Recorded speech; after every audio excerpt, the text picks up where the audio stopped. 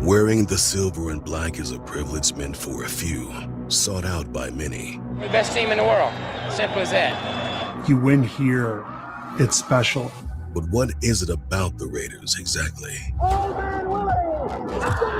Is it the shield, a symbol of greatness, influence, unchanging, forever instilling a commitment to excellence? The Raiders introduced Klint Kubiak as their new head coach this morning. The colors, the silver and black. This is no ordinary job. This is the silver and black. Timeless in every way. Shoot, what's up, Mr. Ray? How you doing? Whatever it may be, like us or not, we don't care. Allow us to remind you, there's 31 other teams. Then there are the Raiders. This is basically the greatest offseason for a single team in NFL history. It's a new dawn. It's such an iconic logo. New challenges, same goal. There's a lot of hope this is the catalyst. The pursuit of greatness continues. And welcome to the dark side.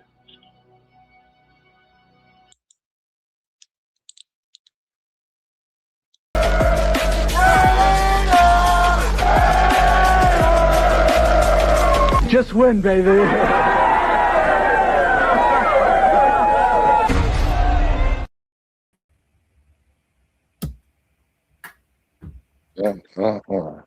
Y'all don't feel like how I feel, and I feel good, and I feel great. Let's get it together. Let's get it together. Y'all don't see these are goosebumps. These are real. You can't fake goosebumps. You want to know why I have goosebumps? You want to know why, Pizzle? Why you got goosebumps, Black? Because we're back to commitment to excellence, bro. This is, remember, I've been saying this, and I know nobody else has been saying this, and I'm going to keep saying this. You win championship from the top down, not the player up. And what we're starting to see, and I'm loving what the Raiders is doing, they're really letting us see all the pieces that's working. We're getting an intimate knowledge of who player coaches is and people we never really known. We just thought of them as names when we hear them. Now we know who the Janocos are. Now we know who the Rob Leonards are. Now we know who we're getting to know everybody. And the Raiders have put out, I don't know what you want to call this, a documentary or whatever, and they're breaking down the process of how they got to this greatness, and I love it. I love it. I love it. I love it. So I have to react to it, and I hope you guys are just here to chill so we can watch it together and then just get, some insight about how you guys feel about it. Today is Friday, so we're not going to have like a cerebral type class today. On this channel, we do a lot of, we intellectual thugs over here. You feel me? We intellectual thugs. We thugged out gentlemen over here. And shout out to the ladies that's out here too, the 2-3% that do show up. So, are you ready? Have you seen this already? No. Okay, great. What's up with Sacktown Mike? Raider Mike, what's good with Jack Gustav? What up? What's up with that? What's up with the gang? All right, let's get to it, man. Let's get to it because I'm doing too much talking.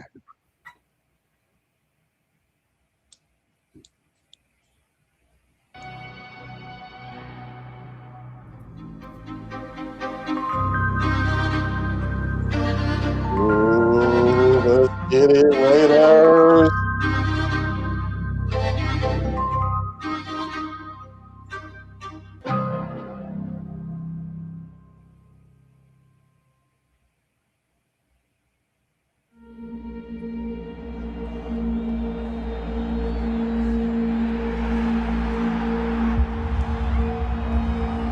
Smoke him if you got him. It'll be from 60.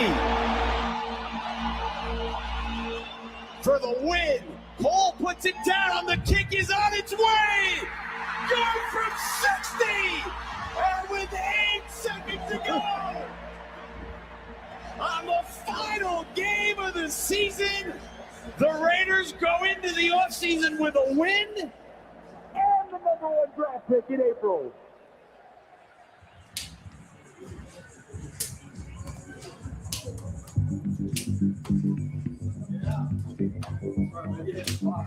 I want to thank all of our coaches, all of the players, all of the support staff, that despite our record, they worked tirelessly, they poured their hearts into it, they never wavered, and it was great to see that culminate with a win. And they're fired. We have a massive opportunity in front of us this offseason to set this organization, this franchise on a course for success and provide the results that the Raider Nation and the Las Vegas community deserves and expects.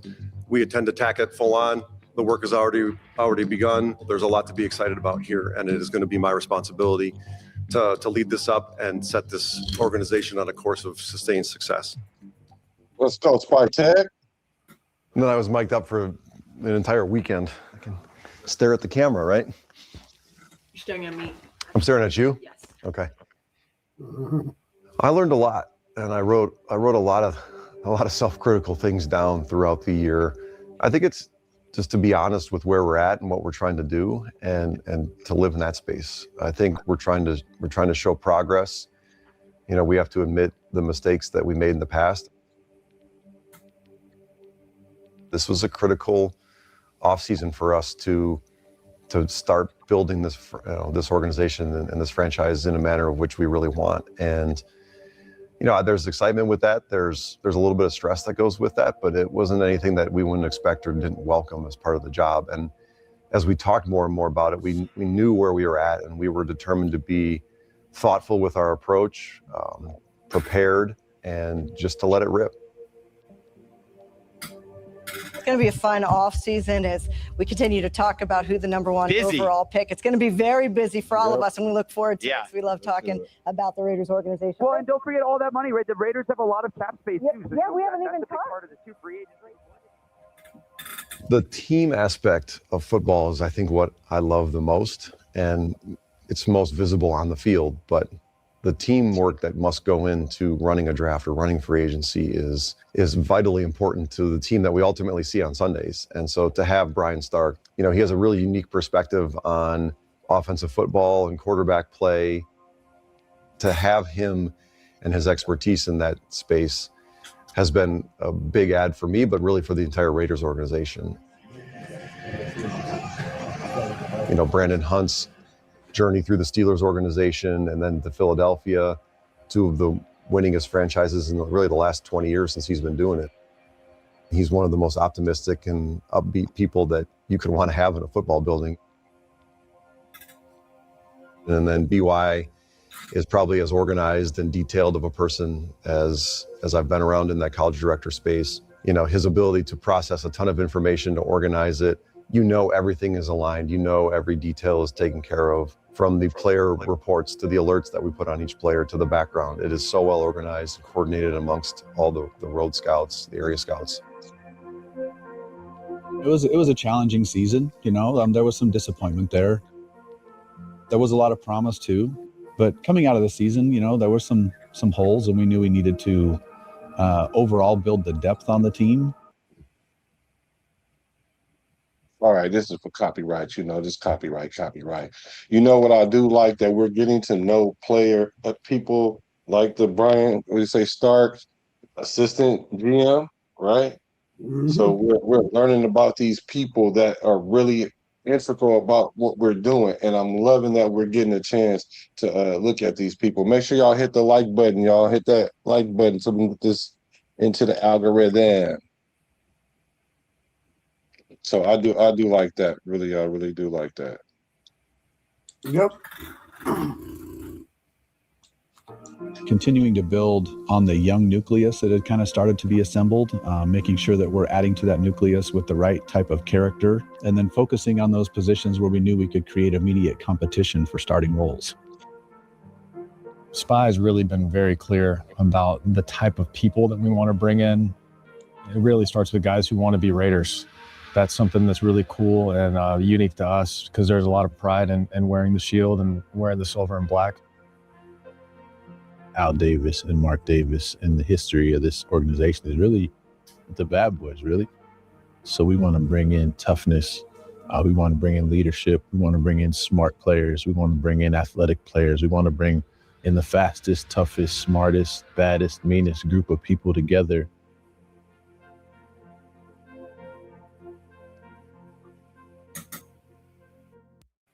It's so easy to become a podcaster with Riverside. First, go to Riverside and open an account. When you're ready to...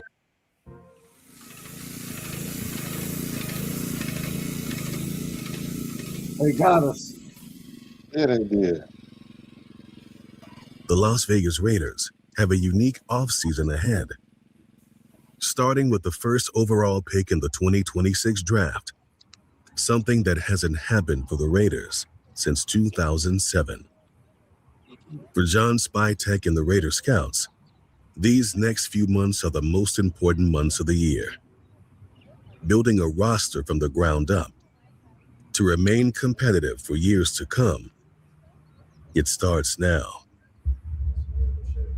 Press forward here, and this is obviously a big week for us as a group. Kind of set the course for how we're going to attack these next couple months, and it's really important because of how well positioned we are with the draft too. You know, we're set to have 10 picks. Show them real quick. Obviously 1-1, 2, early 2, which will be the 4th in that round. We have the 3, which is a later 3. And then we have 3 4s, a 5, 2 6, and a 7. So a lot of draft capital, and like Spy always says, we'll see if we walk out of there with 10. It might be more, it might be less. And I have a lot of confidence that we're going to get it right because of the people in this room.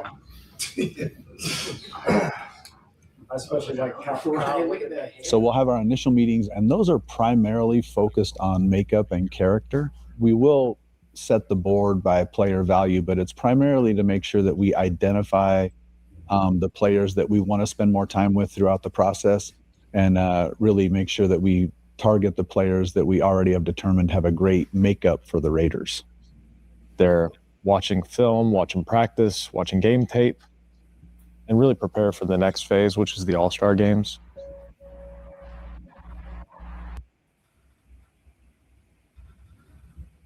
So just like we've been saying all offseason, is they've been bringing in certain type of players, high character players. So that's why sometimes we might have seen players that was on the draft board that was, I don't know, athletically more gifted, but we went after the guys that had a similar character type, so to speak.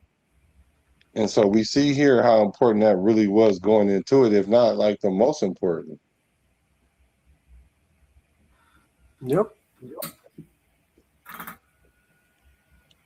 Yeah, for me, the most important thing was getting Linderbaum.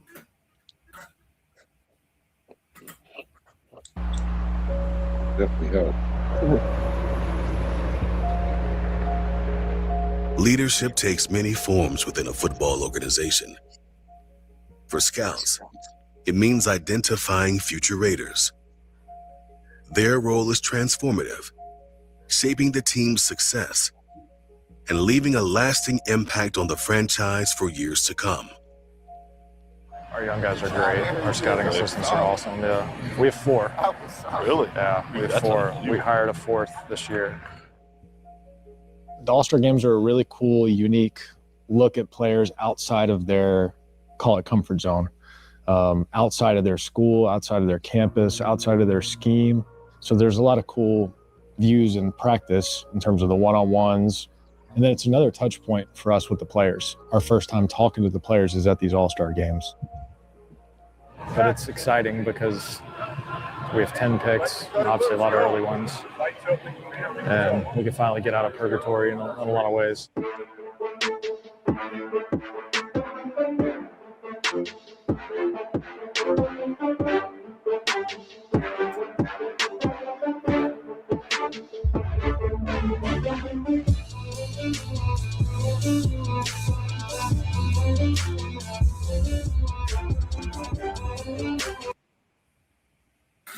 Mobile, Alabama, the home of the Senior Bowl. I've been to a couple, 2 or 3 Senior Bowls. I think the last one I went to, Gruden was the coach of the Senior Bowl. The last time I went. Nice. Well, my family's from Mobile, so my parents. So I've been out here so many times. So Senior Bowl is definitely a who have been out here.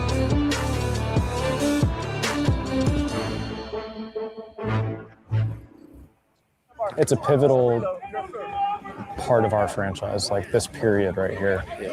So there's a lot of hope that this is the catalyst for, the turnaround.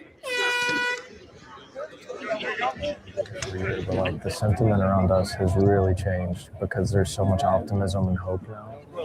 And it's like shifted from now like, hey, do you guys have a plan? And you got a chance. And this could be the point where you turn it. Yeah. We are now entering week 2 of the Raiders coach search ever since Pete Carroll was relieved of his duties. And we know exactly a lot of names that have been reported out there. The goal obviously is always going to be the same, to just win, baby, I guess I could say that, and go from there. So as we go forward here, there's going to be a lot of... Lock in speed, lock in price, lock in gig. MediaCom fiber-powered 1 gig internet. Now just $50. I didn't put it on my other account where it was no commercials. I messed up right there, y'all. My bad. I fumbled that. Success. It sets the tone from the top, creating a domino effect that shapes mindsets and provides a trusted voice that reminds us of who we are. What does the future look like as a head coach in this league for you? Because it's going to happen. Yeah, that's up to God, and we're gonna enjoy tonight. Yeah. So no answers on the network. Yeah. That's it. Yeah. You guys know I'm going to Las Vegas, so I'm fired up about it. But tonight, for one more night. Hell yeah, I'm going. Of course I'm going. Of course he's going. Of course I'm going. Do y'all remember that?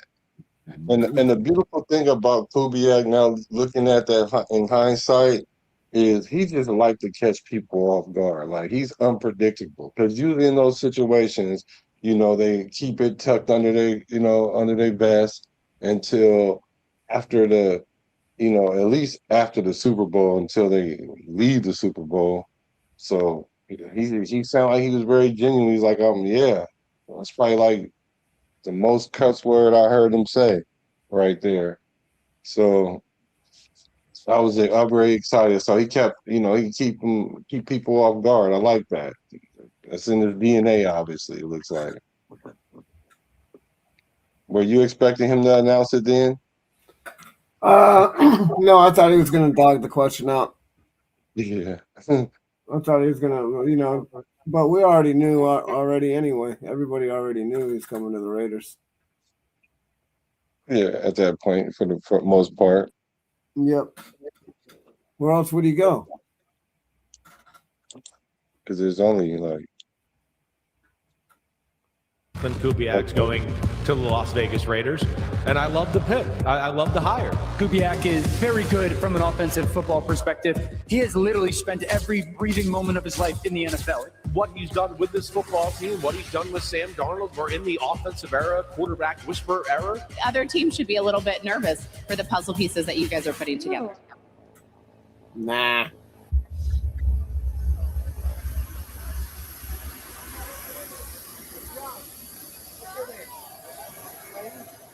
Doing on a private jet? Like. Thank you for coming on a special day for this organization. I want to thank all the great Raiders sitting up here with me right now. It's an honor to share this stage with them. We set out to take our time, to be deliberate, to be meticulous, to find the right leader for this organization going forward. We have a uniquely challenging offseason with the first overall pick and new leadership at the head coach, but that's why it was so important to us to find the right man to lead this organization forward. But ultimately, that led us to Coach Klint Kubiak to be the next leader. We had to be patient. We had to let him go win a Super Bowl. I'm really proud to welcome him to Raider Nation as a partner. There's a lot of great things ahead. He can't wait to get to work. We have told him that he is going to go celebrate the Super Bowl tomorrow, so he's going to take a walk. Yeah, man. We're excited. And I want to welcome Klint Kubiak as our next head coach of the Las Vegas Raiders. Man, he got to talk to C. Wood before he went out there.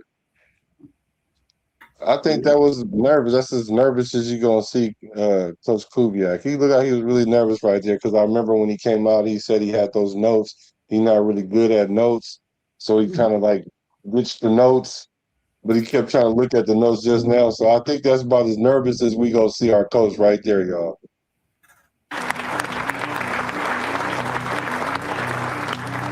This is no ordinary job. This is the silver and black. This is the Raiders. This is a historic franchise. You know, when you say commitment to excellence, okay, and you look at the walls around here, you look at the players on this wall, and there's a history. There's a history of Hall of Fame players here. There's a history of Super Bowls, and that's what the ultimate goal is. But you have to be about the work if you want to get there. And I guarantee you that myself and our staff, we're going to be about the work. This is the Raiders, one of the most historic franchises in the NFL, with a great history that I want to be a part of. I want to be a part of furthering that history. Las piezas se están juntando para los Raiders de Las Vegas. Nuevo entrenador en jefe, listo. Ahora es a toda velocidad hacia la extensa temporada baja, donde las oportunidades para construir la plantilla son abundantes. La primera parada del tren es en Indianápolis. 2026 NFL Scouting Combine is underway in Indianapolis. Welcome to First Stop Indy, presented by EO Fitness.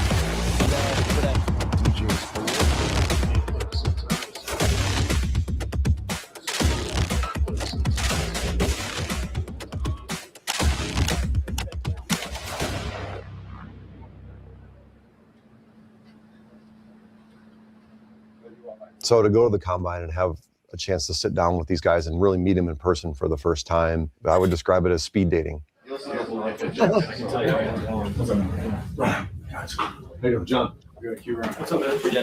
meet you. You're your friend of John Spytek. How you doing? Good to see you. Good to see you guys. Thank you guys. Say hi.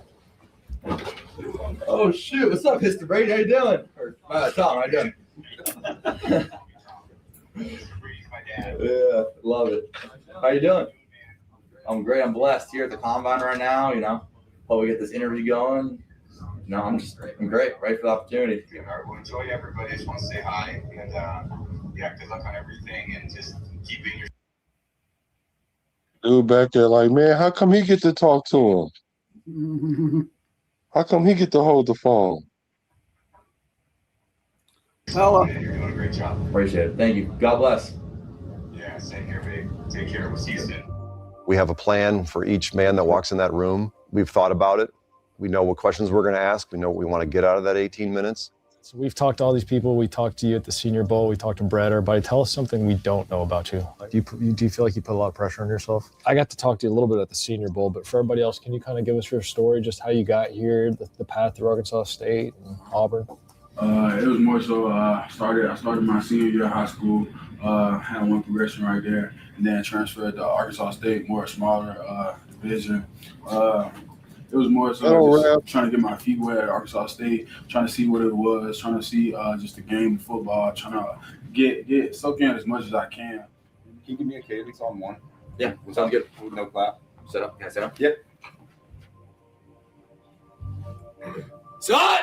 118! 118 shot!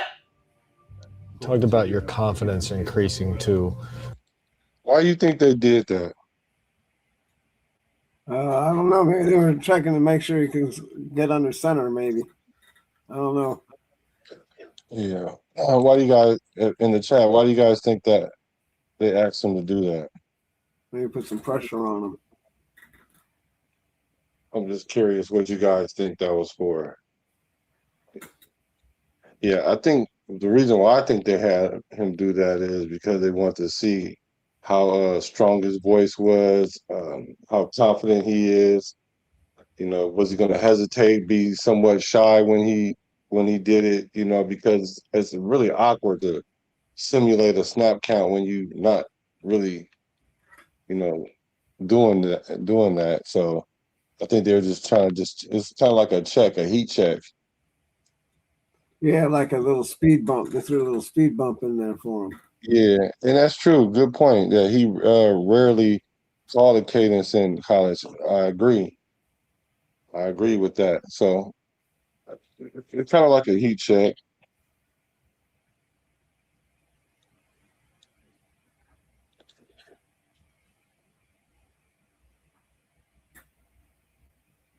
Where did you change your approach on the field, off the field to get like to this point now where you are?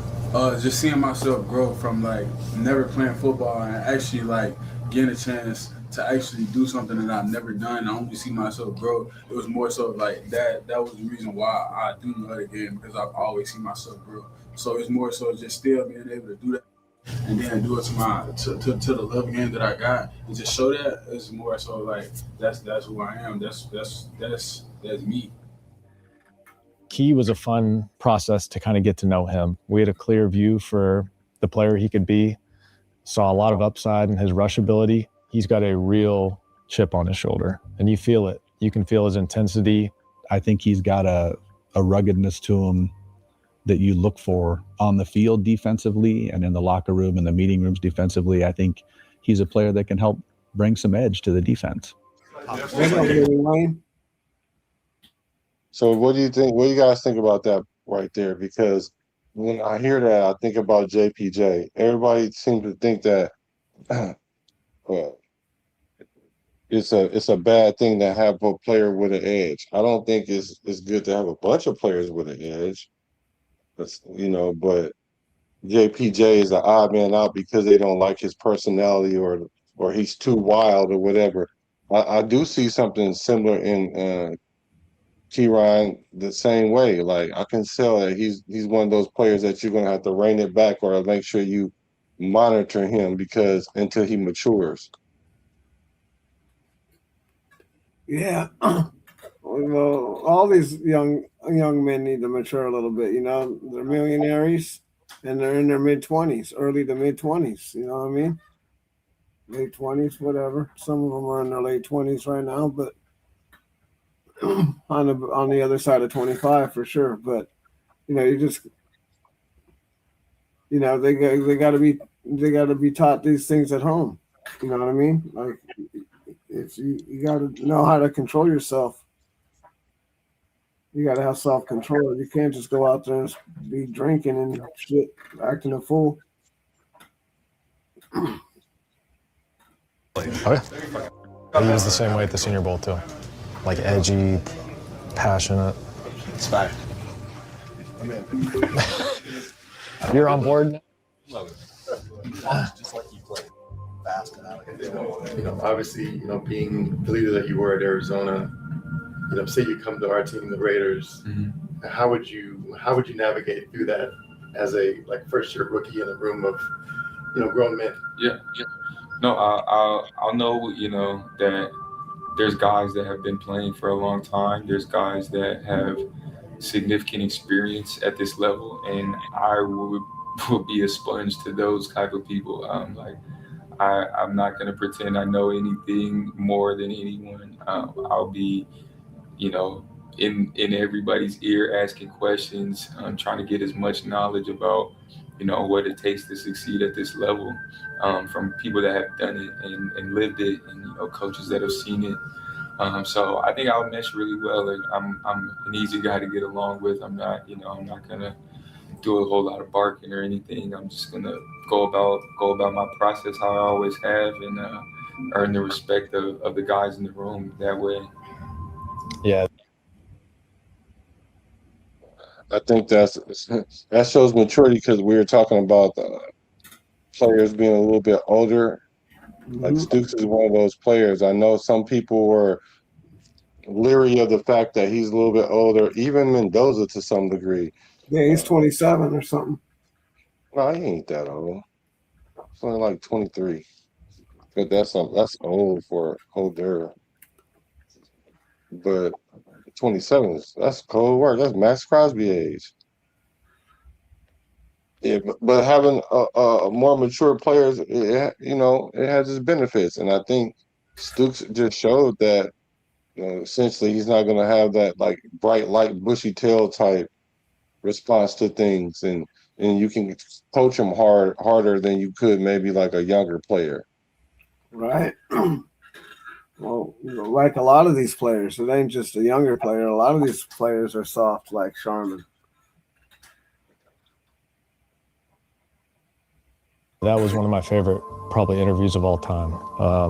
And I don't say that to be hyperbole. Traden was extremely down to earth, comfortable in his own skin, and had just rare intelligence. When he short motioned down and got a little closer to the core, I decided like it was too far for me to get over the top of one. So I just locked the corner on him, and I'm locking two now, vertical. I would say my leadership style is servant leader. I believe I've had a lot of good experience, especially with the transfer portal. You have so many guys coming in and out. And I believe there's two things you need to be with a leader. And two things I think is you got to build equity with your teammates. Hold on, I think he was talking about that play that everybody that they keep showing that he jumped over the guy. I think that's what Traden Stukes was talking about. Let's go back. I've had a lot of like it was too far for me to down to earth, comfortable in his own skin, and had just rare intelligence. When he short motioned down and got a little closer to the core, I decided like it was too far for me to get over the top of one. So I just locked the corner on him, and I'm locking two now, vertical. I would say my leadership style is servant leader. I believe I've had a lot of good experience, especially with the transfer portal. You have so many guys coming in and out. And I believe there's two things you need to be with a leader. And two things I think is you got to build equity with your teammates. And with that, you got to be a good player. You got to be a good player. Players are going to respect good players, and that's number one. You can't be the 7th-string quarterback and calling a team meetable. The second thing, I believe, is just the respect of your teammates. And the way you gain that, I believe, is through my work ethic, the way that I care about them, and also my resiliency. Whenever I get pushed down or we're in a tough situation, always able to give my best shot and always able to dig them out. Those are all things, and toughness too. There's been so many times I get like killed, like killed this season, but I've always gotten up, and I think my teammates respect that. That was our first time, we had an idea of if, the chance that we have the number one and use the number one overall pick, it's going to be this guy. So let's really get to know him and get to feel him. And the best thing about it was like, he was completely normal. He was completely comfortable outside of just the conversation. The football came real easy and natural to him. You felt leadership qualities. He has that winning intangible that you wish you could bottle up and describe and measure. But what was great about the interactions we were able to have with Fernando is you just felt better and better about him every time you had an interaction with him. To the pump. And that's something we hear a lot often. That, a lot of people have certain perceptions of him, and then they think it's kind of like act or something like that. Like Eddie Haskell. You remember Eddie Haskell? Oh, yeah. For y'all that don't know who Eddie Haskell is, this is why I say we grew up in the best era, because we had great references. Eddie Haskell. Let me see if y'all know who Eddie Haskell is in the chat. But anyway, they think he's giving Eddie Haskell vibes, right?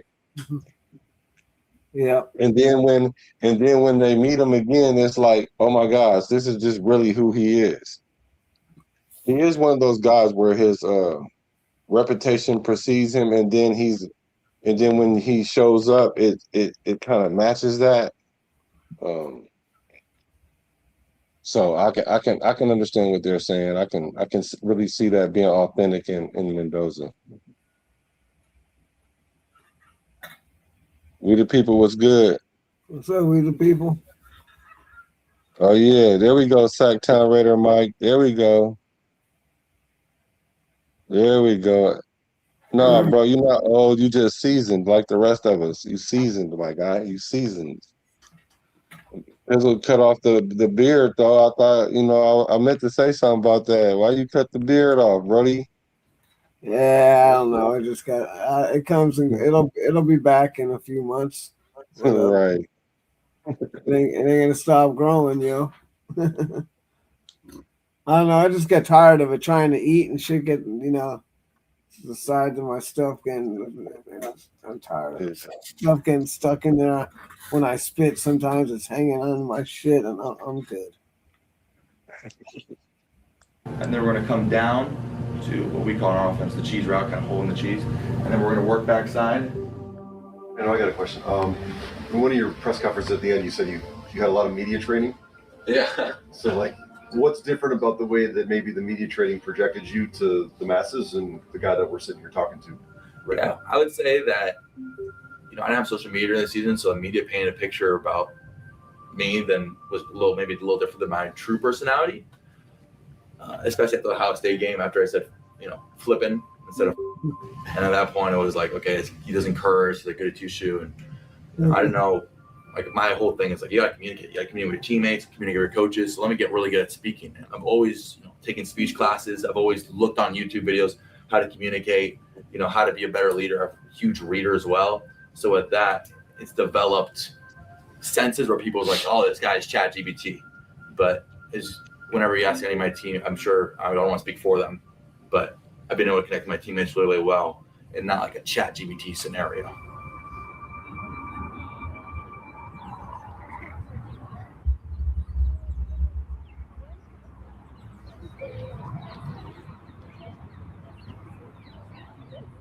How far are we driving?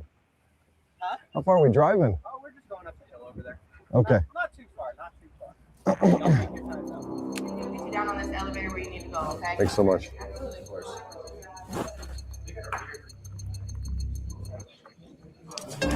Hey, Samuel. Everybody doing all right? Good. How are you? Good.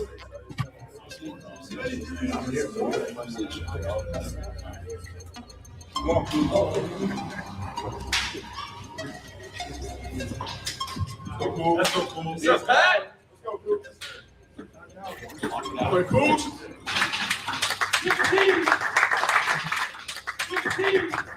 Want to thank everybody for coming to come see our script. We're starting for Con and Go. Appreciate you guys again. What was impressive about Fernando, obviously the throwing ability, but what really stood out to us was his command. Hey, big. Boys, you're out. Cut.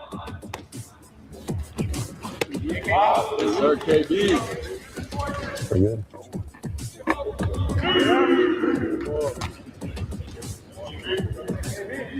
Ball, man. Good ball. Good ball, boy. Good catch.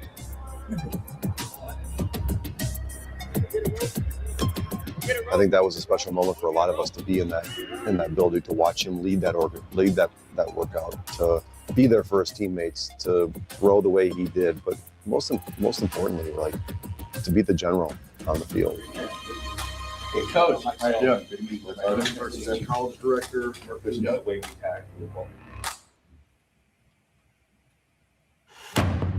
As we look in the mirror, we're reminded of the history lifting us up, standing on the shoulders of giants, mavericks. The flame that would burn brightest here is the will to win, is the will to win, is the will to win. This chapter for the Las Vegas Raiders is a new beginning, a chance to remind the world of who we are.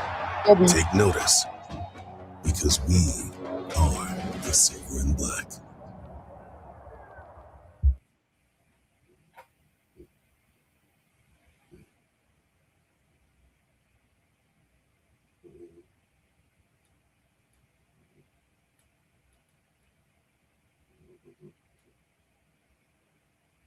So we are the silver and black, right? So I can say though,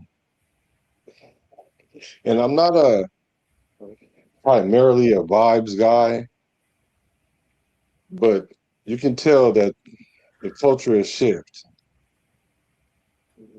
Of course, we got to see how it translates on the field, but you could tell when things are going in the right direction. So, what's your thoughts, bro, about the nation right now, the state of the nation? Well, I think we're in a real good place right now with this with the way they've been making these decisions from the top down, making sure getting the coaching staff together, everything that they've done so far is accumulated to a point to where we are right now, which is going into training camp. And that's where we need to go, and we need to keep working and working and working, and then get in here against Houston, play a little scrimmage game or whatever, get a little scrimmage with them, see if we can bully them around a little bit, because they got a real good defense. The Texans got a really good defense. So that's going to be interesting. And then we just got to go from there. And then we got preseason. We're going to see what the talent is. We're going to evaluate the talent. That's probably the first time we're going to get to see Fernando. El Capitan. Or we're going to see AOC. We might see Captain Kirk for, I don't know, a possession, maybe two, I don't know. But they may not even bring him in. But they might want to bring him in for a series just to get his timing going, see if he can score a touchy. And your boy wouldn't let him sit down until they score a touchy. But that's just your boy. Yeah. You got to earn your break. Yeah. Yeah, I understand that. That's how it used to be. So, Raider first down says, one thing to remember with Fernando, his speech is deliberate and choppy because when he was a kid, he had a huge speech and stuttering problem. Yeah, I peeped that. And I remember when he was mentioning that, I peeped how, he speaks in a certain cadence. I didn't have an issue with it. A lot of people have a fear of public speaking. I think public speaking was more fear than death for a while, But I just know that public speaking is something that, you have to be aware of. And a lot of people that speak in the public, they've taken some sort of communications class or they just like to talk a lot. Yeah, people that read a lot like to talk a lot for some reason. I can see the correlation. So the Raiders will be the Raiders will maybe win 5 games if they're lucky. First of all, it won't be luck while we win. First of all. Second of all, be prepared for a little more than that. Yeah, we're learning how to win again. What do you mean we got to learn how to? I don't know what people mean by learning how to win. Like, I'm trying to understand this whole learning how to win. I'm sure Captain Kirk knows how to win. He won the last 4 games in Atlanta last year. Captain Kirk knows how to win. It's whether or not the offensive line is going to keep him on his feet or not. That's what's going to determine everything. We went over this yesterday. It's the offensive line. It's not going to be that. It's not going to be like. It's not going to. See, when we saying things like, if the offensive line keep them upright, yeah. But see, that's all. That's always an always conditional thing. Or if he doesn't get hurt. I'm not saying because you said that. These are the things we all say, and those things are very conditional in every situation. But like you said, Kirk Cousins know how to win. Now, learning how to win. This is when you haven't won in a while, or you haven't established a culture of winning. Then you don't know how to act when the game requires certain moments. The moments that require you to step up above what you've been doing or stop somebody from doing that thing right there that I just explained. And so if you can't tell the gravity of the game or paying attention to the game and the ebbs and flows of the games like that and knowing when to step on their neck and then when not to step on it to keep from getting your neck stepped on, then you don't really know how to win. And so why you think Tom Brady knew the gravity of the moments? Why do certain quarterbacks make that play right when they need to consistently? Because they know the gravity of the moment. And so it's okay for one player to know because the quarterback can know, but the team have to know that. Because the quarterback wakes people up and say, hey, wait, this is the drive we need. And that's why you need a certain kind of quarterback to come in and make people aware that's not even thinking about that. Because they could just be thinking about their job and be like, hey, all right, O-line, if we punch it in right here and at least get 3 right here, but we trying to get 7, but if we score right here, the pressure makes a 2-possession game, and that's going to force them to do things they don't want to do, and we'll help our defense out. That's the type of stuff that you got to tell your players. Now, if the players already know that, and when you tell them that and they already know that, then they're going to elevate their game to a certain level because they're all on the same level and they all can lock in. When you don't have that kind of synergy and chemistry or used to winning, then you have to learn how to win. That's kind of how I took it. The long story short. Okay. I was just a little confused on how you learn how to win. That's all. Because usually you just go out there and play, and if you're good enough, you win. I don't know about learning how to do nothing. Yeah, no. But you could beat a better team. You could beat a better team and lose because as soon as you face some adversity, just like some of these Raider fans, as soon as they get adversity, oh my gosh, he's the worst this, and just have this negative attitude. Like as soon as he throw a pitch, oh my gosh, So those are the type of players that kind of make it hard for you to win. Because those are the people, because that kind of attitude is infectious. Even if the player is not even on the field playing, that attitude can go across that's how sometimes you might see a fight on the sideline. Or an old lineman go over and say something to a D lineman or something, and then they get into it, because those kind of things happen. But if the team is in sync and they know, like let's say like the Patriots, and they know, okay, this is the moment, and then Tom Brady is walking up and down and he looking at the old lineman talking about let's go, he means let's go right now, and they know that. Because I'm sure he's been saying let's go all game and they've been stalling or whatever, but he like, let's go right now. Like they can look in his eyes and they know what's up versus the moment being too big and they get scared and fold. So winning is an intentional thing. You don't get lucky and win. Nope. Sometimes the ball goes, sometimes you might get a little love from the game gods, but since you need a little bit of that, but primarily winning is not a lucky thing. No, it's a lot of work. There's a lot of work involved in winning. Yeah. What's up, Weber? Be the people was good. Steve Logan was good with you. We'll be 7th in the draft in 2027. Oh, will be. You must not be a Raider fan. 7th in the draft, huh? Okay. I can't see Kirk Cousins losing 13 games, bro. Me neither. Me neither. Thank you, bro. Me neither, bro. Me neither, bro. I can't see him losing 13 games in the season, and he's playing in those games. I'm not seeing that. I'm not seeing that at all. He's never even been that kind of quarterback.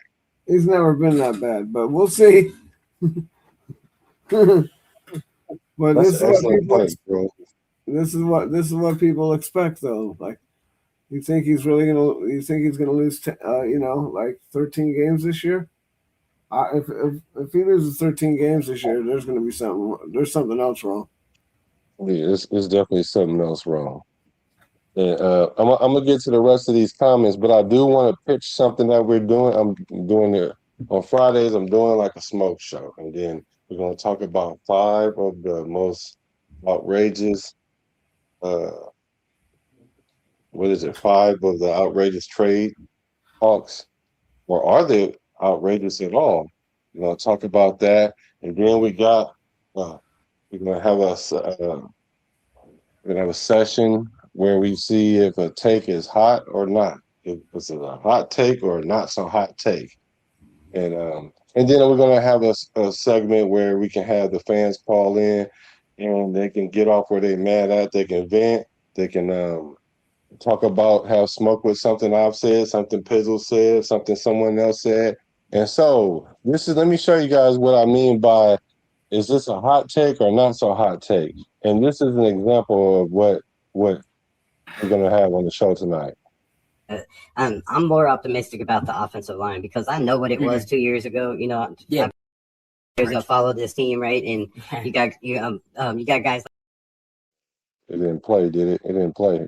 I'm more optimistic about the offensive line because I know what it was 2 years ago. I followed this team, right? And you got guys like Jordan Meredith, that was the 5th highest ranked offensive line right guard, in 2024. How do you go from being the 5th ranked top, right guard in the NFL to being moved over to center to now still getting backup reps? So, I hope they figure it out with Jordan Meredith and give him a chance to play where he should be. I feel like JPJ should be the backup center right now. Okay. And, give these guys, Jordan Meredith, Caleb Rogers, Trey Zune, whoever, a chance for that right guard position.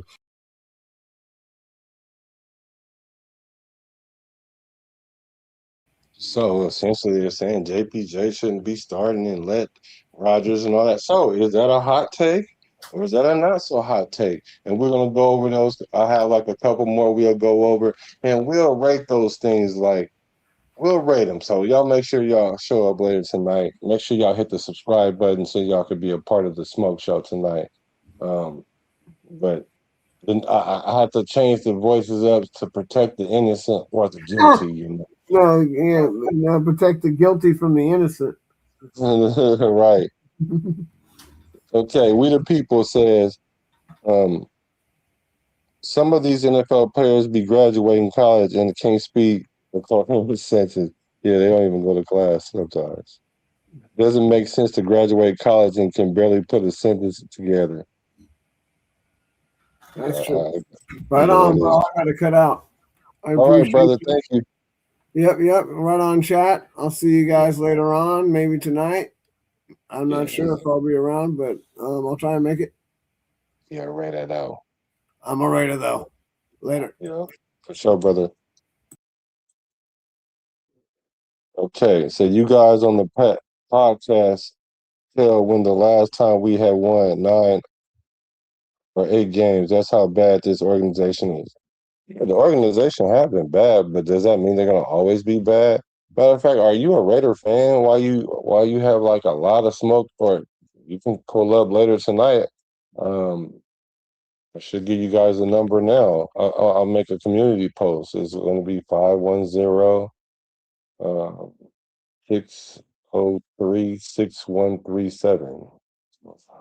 But I'll get that number for you guys. Yeah, we haven't.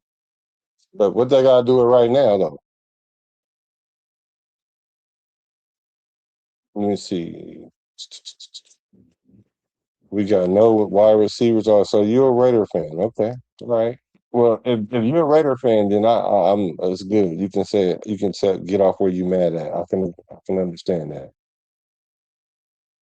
Yeah, I don't think we're gonna necessarily win the Super Bowl right now, but we definitely got to do some things to turn in that direction because it's not like you guys are saying like it's luck.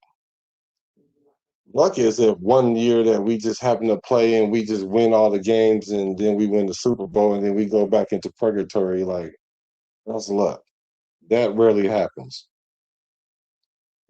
Usually when teams win the Super Bowl, it's because they have a competent head office, competent GM to make some good drafts and bring in good players and good coaches, and they all on the same page instead of the defensive coordinator funking with the head coach that's funking with the offensive coordinator that has one of his sons on his staff while he's over here trying to sabotage this coach so this coach can get fired so he thinks he can get the head coaching job. Like you're not going to win championships like that because you can only play up to the level of the process that you have. You might can, like I said, you might can overachieve a little bit, but the teams that's like that all the time and consistent, they will beat you in the playoffs. That's just how that works. So that's how that going to work. So I don't know what you guys expect. You guys, and what's baffling to me is this: is when we brought in McDaniels, even AP to a degree, everyone was excited and elated and jubilant and optimistic. I don't know to what degree because I don't think any of us really thought we was gonna. Well, actually, let me take that back because y'all did believe that we was gonna win 10 games once Pete Carroll said that he's used to winning 10 games. When to me, I heard that means that we can turn this corner, then we can get in the direction where we can win 8, 9, 10 games. But we took that to mean 10 games this year, and then it all fell apart because Chip Kelly was sabotaging the squad. But we don't have that now. So now that we have a competent, Mark Davis is out the way. Tom Brady is in his like second or third year of actually trying to, find the right vibe, like one of the people in the one of the chat readers said. like because he's about vibes, which he is, and he didn't make all the good best choices in the beginning, which is fine to me. But as long as you make a choice and live with it, and then when we didn't, like they said in the documentary, like when we didn't make the best choices, then we own those, and we pivot off them fairly quickly. Like the Chip Kelly thing, we got rid of that fairly quickly. Usually what we'll do is we'll try to address it in the off season, then they talk us into trying to like another half a season or a contingent plan or whatever. We even moved off of Pete Carroll, and for making the right decisions, it opened it up for Kubiak, which is a beautiful thing because he came in, he was able to pick his quarterback because these coaches, especially first time coaches, you're attached to the quarterback that you have. Like, look at Aaron Glenn. Aaron Glenn got a problem over there because now his name is attached to Geno Smith. I'm not saying Geno Smith is the worst person to have his name attached to, but I'm pretty sure if he had to have his choice, he would have wanted someone younger and with a higher ceiling at this point in his career.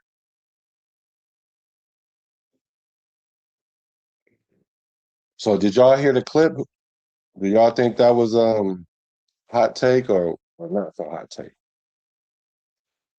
Let me look and see what y'all say. We got no wide receivers. Well, don't know. I don't know if we don't have no wide receivers. What do you mean by we don't have no wide receivers? Because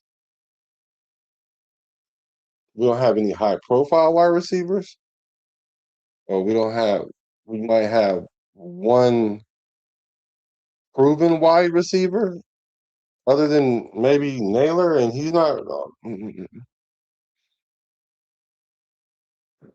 I would agree that we have some young wide receiver group.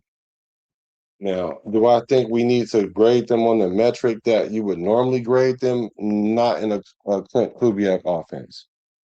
Not when you seen an offense get rid of DK Metcalf and get better, because now you don't have to feed an ego or a wide receiver that feel like he needs to have half the targets. Now you get to run an offense because there's no egos in the wide receiver room, which is probably the biggest set of egos on the team is in the wide receiver room. So they don't have room to have those egos because you have Trey Tucker, he's overachieving. Naylor getting his chance because he's been playing underneath other quality wide receivers. Jay Best should have a chip on his shoulder because they keep trying to make him a tight end. And they keep lying on him, talking about he can create separation. Like, where y'all getting this from? Like, I don't. What is it? And plus, NFL open and separation. What do y'all mean by separation? Like, y'all act like he can't catch the ball or he can't get passes thrown to him. I don't know, but I'm gonna look for that this year because I think people are hearing it and then they're just regurgitating it. But I don't know. I haven't seen that. So, but he has a lot to prove still, though. DT Thornton, he has to prove something too. I think these wide receivers can be competent, and I think they can have a breakout year considering how much they, were able to produce last year. And plus, I think Pete Carroll just had a thing about starting rookies at the beginning of the year or heavily relying on them at the beginning of the year. You have to kind of start DT because DT stretches the field and keeps the defense honest. Although we didn't have a bunch of different complicated routes where you could tell where the primary receiver was going. Usually was a DT. But our wide receiver room we don't know. We don't know. It just depends on how it gets schemed up. But I like the fact that we don't have egos in that room. And that's going to be very helpful.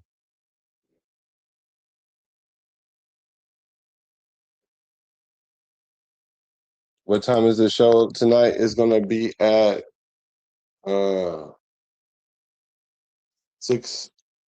6 o'clock Pacific time. Yeah, 6 o'clock Pacific time. So I don't know where you are. 6 o'clock West Coast time. I was thinking more like 6:30. 6:30. No, it is 6:30. I'm sorry. I was thinking between 6:30 or 7. I might do 7 though. But 6:30. Let's just say 6:30. I'm shooting for 6:30. I mean, if you want to pull up too, you can pull up. Like if you're a regular around here, you can pull up for the smoke shows for sure. If you're a regular.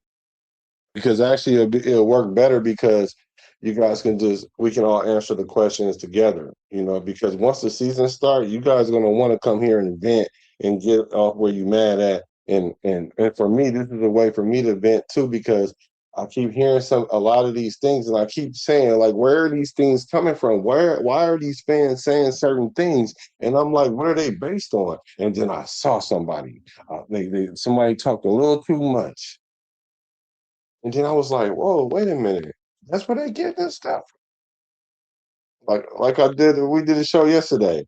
Y'all heard, I was looking at article I was listening to somebody talk about an article that they had asked somebody that they heard from say secondhand that this player ain't a good fit. And I was like, this is like fourth removed. Like, this is like the game of telephone. Like, I know I can't believe this. And then you telling me that one person saying that, and this same person heard, believe it because they watched them for one practice? Like, what? And then, so now that's a whole narrative that JPJ is, once again, another season where the coaching staff ain't vibing with him. Like, where have y'all heard any of the coaches say anything like that? As much as they didn't talk, as many press conferences that we didn't see, as many pressers that we didn't see, as many shows that we didn't see, that the Raiders, I don't remember the Raiders ever really doing this much in their media team. But then again, I've always tuned out at the postseason part. But I don't think they was doing it like this. And I haven't seen them say anything about JPJ. I haven't. So I don't know. Maybe you guys can help me with that. Here we go. We have plenty of wide receivers, but they're all very close to each other in value and quality. Yes, I agree with that. I totally agree with that. And I'm okay with that. Because if they do what they're supposed to do, we're going to be fine. Because the way Kubiak likes to coach is whatever individually you can be average or even slightly below average. But the way that we're going to put this together, I'm going to use your strength and your strength and your strength and your strength and your strength and your strength. That's why you heard him say, I don't have no expectations. I just want to learn who they are. Like, it's like chess. You don't have to try to outthink the opponent yet. If you just now, like, you need to learn what the pieces do themselves. What are they capable of? Once you learn the pieces and what they're capable of and their strengths and their weaknesses, then when you go into the battle, then you know what you need to do or why you would make a certain move and versus why you would not. So that's what he's doing. So that's why he's going to create matchups with that. So he's just learning who the players are. So if we all got players that's similar, then that could be a benefit to him. He knows that, okay, in this time, I put Trey Tucker in the backfield to disguise the play. This time, we're going to put him out on the wide receiver and then put Naylor back there. They might not think they were going to get the play, but it's essentially the same play. But y'all out here looking at Trey Tucker now over here. And then you have Besh over here. And then while you doing all that, don't forget this Brock Bowers is on the field. Because y'all always got to make sure y'all know where Brock Bowers is. And while y'all looking at 89, we over here sticking this guy over here now. So it's just going to work. Y'all better. I hope y'all wish I was as confident about this as I am. I mean, a lot of people is talking out the both sides of their neck. Well, I don't want to be wrong because I thought we were going to be good last year. And yeah, y'all was hollering them 3 games and 4 games earlier in the offseason, but I made y'all step y'all game up because I made y'all understand that really, if y'all really think that we was a 3 or 4 win team last year, y'all, I don't know what y'all was looking at. We just played bad because of the play calling and all the inner office fighting, the inner fighting. That'll ruin your team no matter how good you are. But y'all telling me with these guys that we brought in here, we're gonna be the same type of team. We're already 2-3 games better than last year, I promise you. But I would be highly surprised if we only won 3-4 games, even 5. I would be highly surprised. Now I wouldn't be pissed or nothing because we're in a transition, because it might be something that goes very wrong, like knock on wood, if you're with me. Let's just say, for example, Kobe Dean can't get his health together, right? And then our defense is now, instead of being in the middle of the pack, we towards the edge, in the end, and our offense is going, but it ain't clicked yet. Yeah, we can mess around winning 5 games. You know what I'm saying? Whatever. Because we don't have no linebackers. And then next year, then we go get linebackers and then go get a D tackle and a wide receiver. And then we'll go from them 4 or 5 games and we'll go to 8 games, 9 games. Because I don't think we're going to stay where we are right now, which is in the basement. Like, that's not what we're doing. That is not what we're doing, guys. Let's see. Like Freddie B had, yeah, like Freddie B had separation. Yeah, but see, the thing is, excellent point. All you gotta do is really have body control, because a lot of the corners are going to be on your hip pocket anyway. NFL open and college open is totally different. Now you can shield your body off, and if Jack Best is really a big body receiver, and they say he been in the weights just like the rest of our team, you want to know why that is? Because we're going to have to block, y'all. Our receivers are going to have to block. This offense is predicated on blocking. Brock Bowers, you better get that blocking in. That's what I'm looking for. We know you can catch anything that falls out the sky, bro. I used to be like, let me see, I was like, I thought I had the best hands. I used to say the only person that could guard me is Deion Sanders, and that's because I like him. I felt like I really had the best hands, but Brock Bowers got hands. That boy got manos. So we need to see you block, though, bro. We need to see you block. Yes, I agree with you. I want to see Michael Mayer show out too. Because it's funny, because a lot of people were really high on Michael Mayer, and I'm neutral, especially if I don't know about you, because I didn't watch a lot of college. Because how it translates in the NFL is, it's kind of weird. Like Reggie Bush was out there looking like he was playing with little kids all the time, and he came to the NFL and he was running into big dogs too. So I just kind of like watching players in their rookie year, but I started watching more and more. And Mayer was good, but then I said we got Brock, and then he made Mayer look normal. Now, Mayer's going to be very, very important this year, and he's going to be more involved in the offense, and I like that for him, because we always kept trying to get him involved in the offense, but then it was usually at the detriment. Either Bowers was out, then they would start tagging Mayer, and I'm just hoping that his mental is right, because I remember he took a break and he almost left the team. People seem to forget that, but I'm rooting for him. Don't get me wrong. So I'm looking for him to have a big year too, for sure.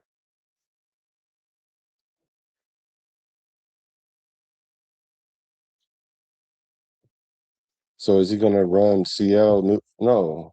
Is he going to run Seattle plays? No. First of all, they're not Seattle plays. They're his plays. He just let Seattle borrow them. It's like both for ours. We're going to keep it at our house, though. Like, yeah, you're gonna call variations. It's it's a Kubiak system, right?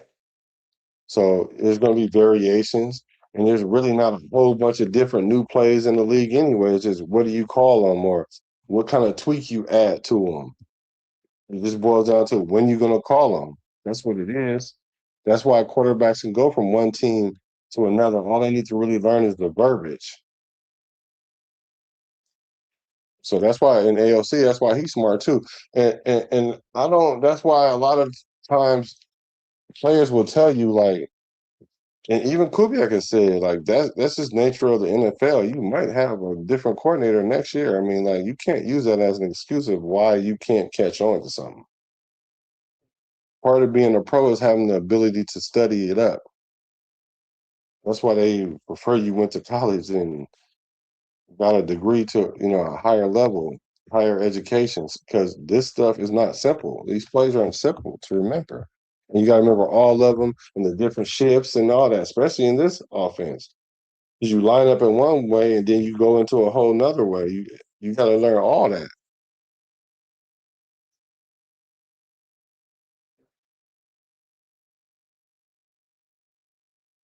Do I think Chad Jackson makes Trey Tucker trade candidate? I don't know. What do you mean by that? Do I think Chad Jackson makes Trey Tucker a trade candidate? I don't. So that means he would have to be as good as him or better. And and and the way Tucker has been progressing, Tucker's definitely been progressing, right? Now, should he? Do I think he's like the type of receiver that we need to rely on him as like number one all the time? No, but I don't think that's what we need in this offense. So I think it's almost a moot point. So I don't think no one's going to move Tucker out. But I think this is a contract year for him, and I'm expecting him to play like it's a contract year. And we're going to give him the bag because really at the end of the day, he endured. He's a Raider. Yeah. DT is different from all the wide receivers. That's not that we need to see that still though. I mean, we saw a flash of it in week one. Flash of it. Yeah, see, I don't know. I don't know enough about this because isn't he going to go in the supplemental draft or something like that? I don't know. Can you guys tell me a little bit about him?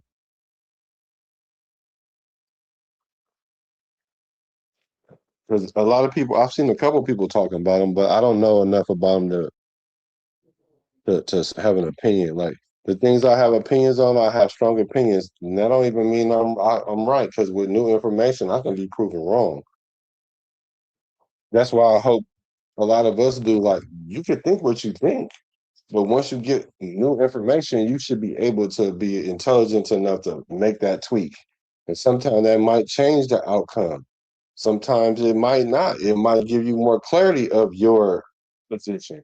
Or you might just need to move 2 or 3 degrees of separation and not the antithesis and go to the opposite end of the thought process. So I'm definitely open to I'm not above approach. That's what I'm basically saying. Let me see. Roster wise, we were a 7-8 team last year. But coaching staff wise, we were lucky to get the wins that we got. Hey, Webb, what's the comment of the day? Hey, Webb, you ain't never lied. You never lied. We might have been a 6, 7, maybe even 8-win team for real though. Had we would have got the right offensive coordinator, I'm telling you. We got the right offensive coordinator, but I knew once we got Chip Kelly that there goes the neighborhood. But we were lucky. You ain't lying. Because you see, we won the last game of the season with what 5, 6 field goals. We had to kick 5 field goals. The last one was a 60-yarder, like against the third string team. Man, it's gonna be Max and Dean. I hope so. I really hope Nakobe Dean is over his injury. You feel me? Because when they signed him, I was like, he might be nice, but he don't play. I'm always gonna look at that first, y'all. I'm sorry, I don't care how dope you are. I'm gonna always look at that first. That's why I have such a whatever against AOC. Not because I don't like him, not because I don't think he can play. I don't think he can get out the pocket if the house on fire. I don't think he can get out the house, and that's why he get injured. That's why I think that.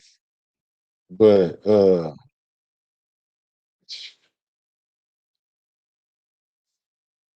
if you injured, it don't matter how good you are. Because availability is the best ability. We already know that. We already know that.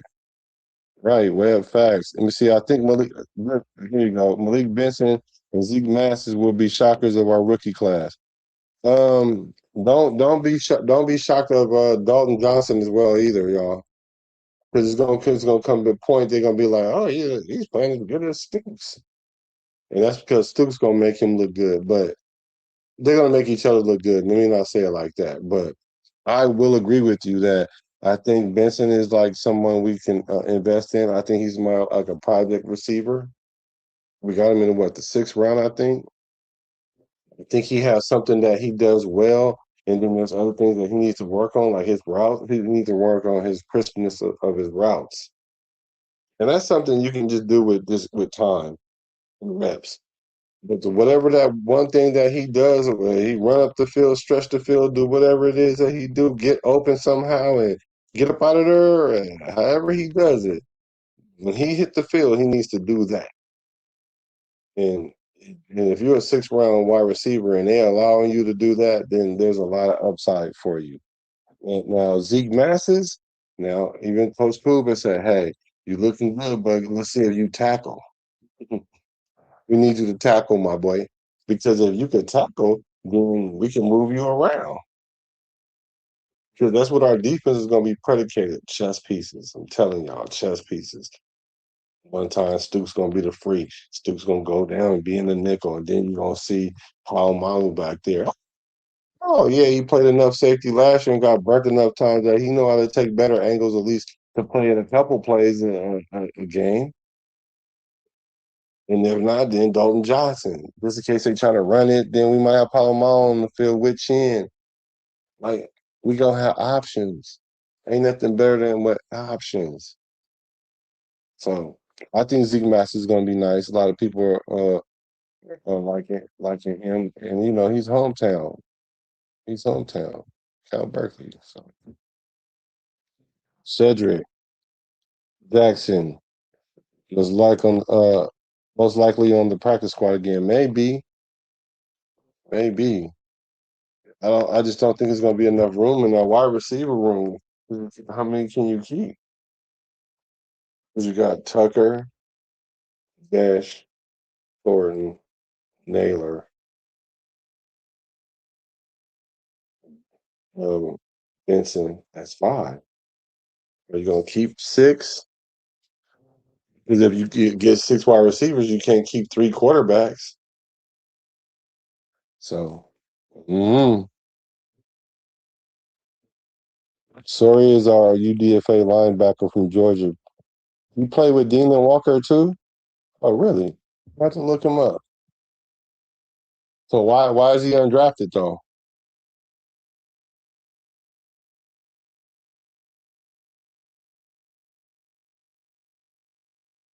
Oh, okay. I had those people names, the 2 people mixed up. Oh, okay. See how close them names are though? Yeah, he's a quarterback. Yeah, so you said, yeah, I seen Chips act in Frisco, so I established serious doubts when we hired him. So it even goes back before then though, because you gotta look at how he ended up in San Francisco. So Chip Kelly was in Philadelphia. Philadelphia actually was playing pretty decent. And then one of their players, I can't think of this guy name, man. One of their players went to hold on, let me find out because I don't want to tell the story without his name.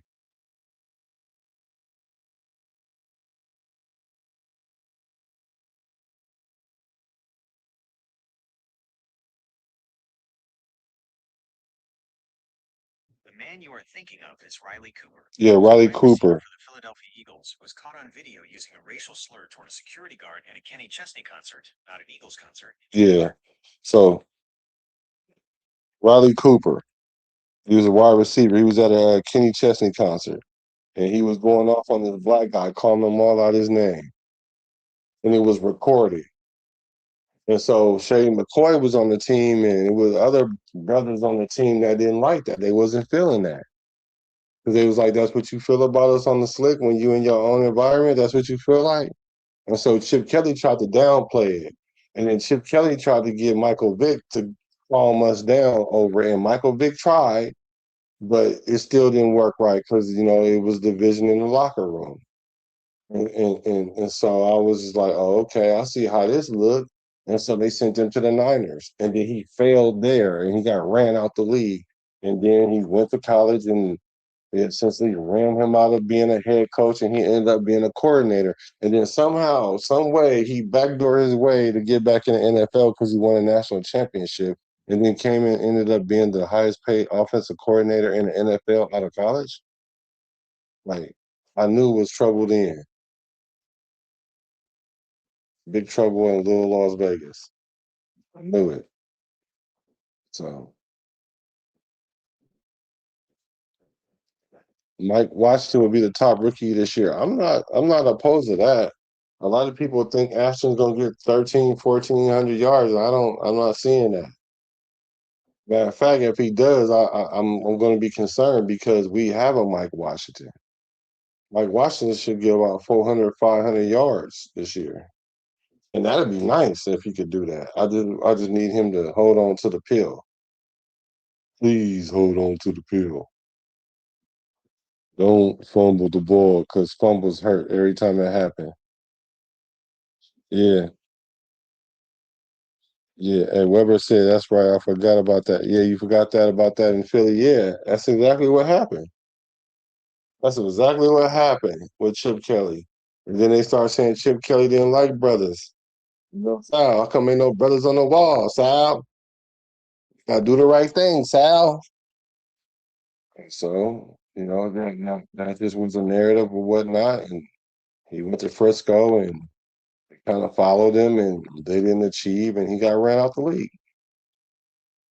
A lot of people don't remember that about him. That's why we do the history over here. We do the education. We do the education. We don't just be talking over here. Well, I don't. I'll let y'all know when I just be saying stuff just to be saying it, which is rare and far in between. But tonight on the smoke show though, I'm going to talk about the the 5 players that we just keep coming up in trades, and we're going to see are they even legit? Because I think people are just saying a lot of this stuff, and I'm about to start. Like I said, I start paying attention because a lot of the people be changing their views based on what's going on in the moment, and I'm not going to tell you how to rate her, but I'm for sure not going to let fake narratives turn into debates with me as if I'm the delusional one, or as if if my chat raters they know what it is, and y'all trying to get them to believe something else because you heard this insider say. I don't even trust them insiders like that. I barely trust the former players, but I will listen to the former players way before I listen to a beat writer, an insider, an outsider, on-sider or off-sider, an east sider or a west sider. So yeah, I don't know. Do it now. So yeah, make sure y'all hit the subscribe button.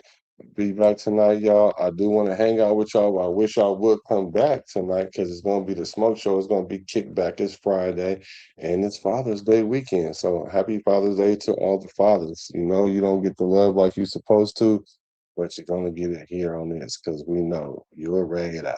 You're ready out from the Bay to LA to Las Vegas. A Raider, I'm a Raider. From the Bay to LA to Las Vegas. Recipes to Al Davis.